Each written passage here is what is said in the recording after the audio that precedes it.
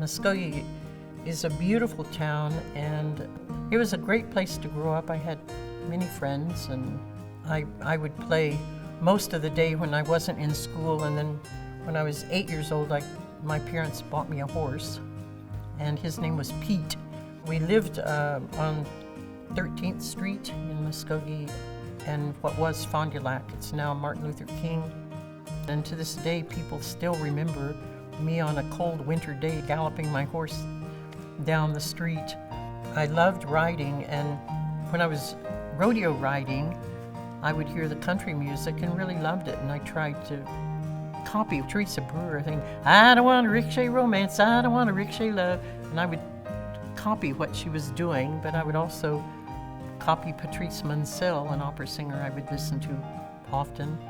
And I just tried to mimic them.